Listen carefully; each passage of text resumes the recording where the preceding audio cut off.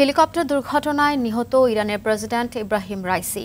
রবিবার রাইসিকে বহনকারী হেলিকপ্টারটি আজারবাইজান প্রদেশের জোলফা শহরে দিজমার নামের একটি পাহাড়ি অঞ্চলে বিধ্বস্ত হয়। হেলিকপ্টারে থাকা দেশটির পররাষ্ট্রমন্ত্রী হোসেইন আমির আবদুল্লাহিয়ানও নিহত হন। রাইসির মৃত্যুতে শোক জানিয়েছেন বিশ্ব নেতারা। বিস্তারিত দেখুন শাহাদাত শাওনের রিপোর্টে। Large screen, dual stereo speaker এবং সুপার ফাস্ট চার্জিং এর সাথে এন্টারটেইনমেন্ট কিং নেক্সট জি N72। দুর্গম পাহাড়ি এলাকায় চরম দুর্যোগপূর্ণ আবহাওয়ার মধ্যে প্রায় 15 ঘন্টা অনুসন্ধান কাজ চালানোর পর ইরানের প্রেসিডেন্ট সাইদ ইব্রাহিম রাইসিকে বহনকারী হেলিকপ্টারটির সন্ধান পাওয়া যায়। তবে জীবিত নেই ইরানি এ নেতা। تا زمین زمین است و زمان زمان باقی است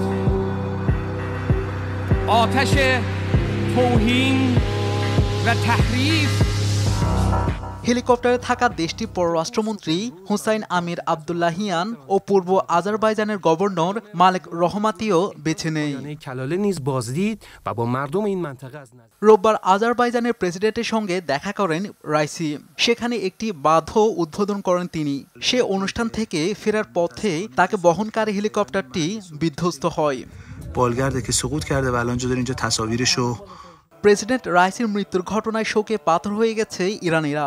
মৃত্যুর খবর শোনার সঙ্গে সঙ্গে কান্নার রোল পড়ে যায় দেশটির বাড়িতে বাড়িতে, গলি মহল্লায়। এ ঘটনায় শোক জানিয়েছে ভারত, পাকিস্তান, রাশিয়া, ভেনিজুয়েলা সহ মধ্যপ্রাচ্যের বিভিন্ন দেশ। এদিকে প্রেসিডেন্ট ও পররাষ্ট্রমন্ত্রীর মৃত্যুর আনুষ্ঠানিক ঘোষণার পর ইরানের মন্ত্রিসভা জরুরি বৈঠক ডেকেছে। প্রেসিডেন্ট রাইসি জনগণের জন্য তার দায়িত্ব পালনের সময় শহীদ হয়েছেন বলে জানানো হয়। ইব্রাহিম রাইসির জন্ম 1960 সালের 14 ডিসেম্বর উত্তর পূর্ব ইরানের পবিত্র শহর মাশহাদে। মাত্র 20 বছর বয়সে তিনি তেহরানের পার্শ্ববর্তী শহর কারাজের প্রসিকিউটর জেনারেল নিযুক্ত হন।